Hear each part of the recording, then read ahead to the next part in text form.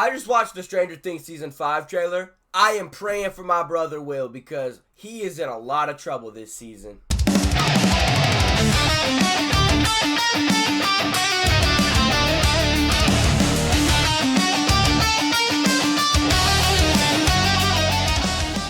Unfortunately, I wasn't here when this trailer dropped, but here I am now, breaking down this humongous trailer. Before we start, if you haven't already, please like the video, subscribe, comment what your favorite season of Stranger Things is. It will help me out a ton. So right here, the opening shot of this trailer, it shows the Hawkins Town Hall, and it looks to now be the home of Vecna, who has recovered from the injuries that he received from Nancy at the end of Season 4.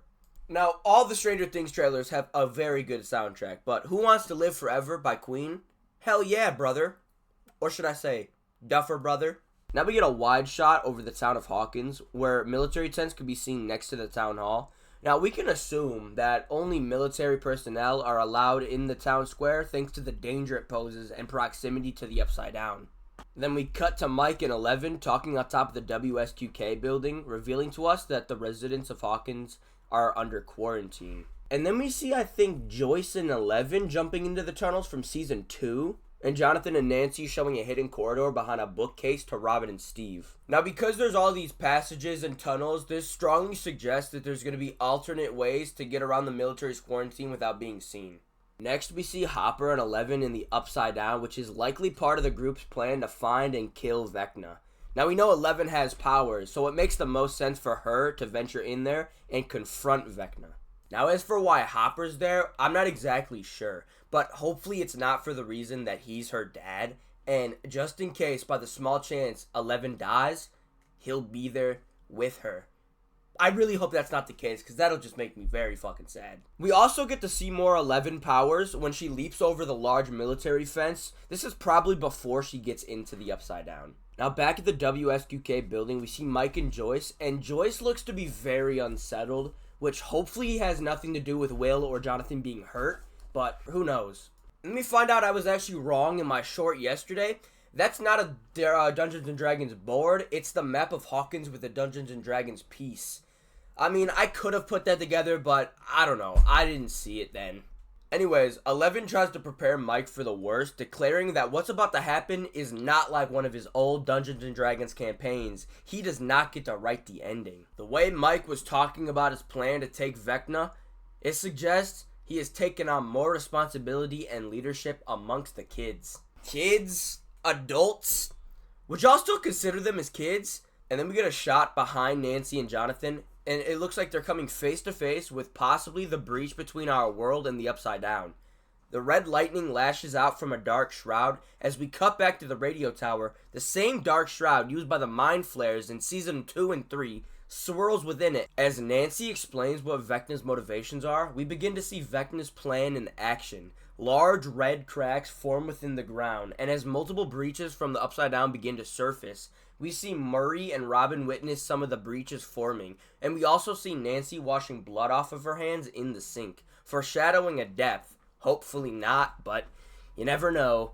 To fuel what even further happened, we see devastated looking Steve hugging crying Dustin.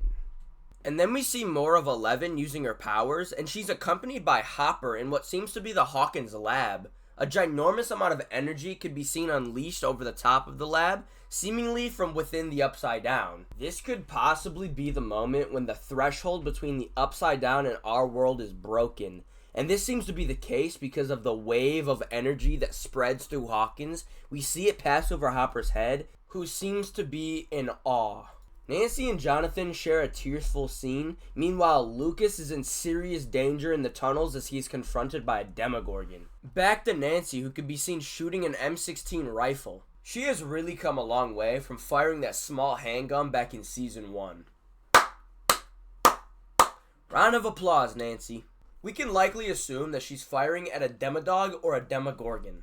From up on the radio tower, we see a worried-looking Dustin and Nancy watching as the red lightning unleashes horrors of the Upside Down into the real world. Does this remind you guys of anything like maybe the Minecraft movie when all the piglins come out of the portal and the Nether War starts growing and turning the Minecraft world into the Nether? Just me? Okay. We see a tearful Jonathan embracing what looks like to be Will. As he is flanked by Dustin, Elle, and Lucas, we see different frames including Erica at school, Nancy and Jonathan hiding, and Steve driving through a neighborhood with a radio antenna mounted on the roof of his car. Eleven could be seen deflecting concrete debris, but in the next frame, she might be in trouble as the body of a girl could be lying on the ground while an explosion from outside the room destroys the inside window, throwing everyone within it on the floor. And then we see Lucas rescuing Max from a Demodog in the hospital. One of the Demodogs races towards him while he attempts to run with Max in his arms in an elevator. And then we get a prolonged part of that scene that we saw in the teaser where Mike is attempting to protect the new kids while Joyce holds up Will. A Demogorgon leaps over their heads as the military attempts to shoot it, and then we see a devastating explosion that kills several members of the military. And then, unfortunately, Vecna's plan comes to fruition as several Demogorgons begin attacking members of the military. Finally, Vecna enters the real world, and behind him looks like an open breach, possibly one manufactured by the military. Vecna lifts Will from the ground and ominously declares, "William, you are going to help me one last time." This is why I said pray for my brother Will, though, because he's probably going to be under Vecna's curse and probably be forced to hurt his friends or even his family. And after that, the trailer ends and says all the dates that the season will be releasing during the month of November and December. I cannot wait for this season of Stranger Things. It looks really good, but it also looks really sad. So I'm a little worried for a lot of these characters.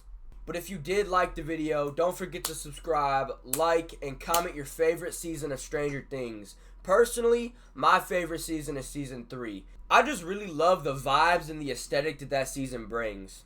I really wish I was born in the 80s because I just love that time so much. And all the movies that I watch, the 80s just looks like the best time to be alive. Alright, I'm done yapping. I'll see y'all in the next video.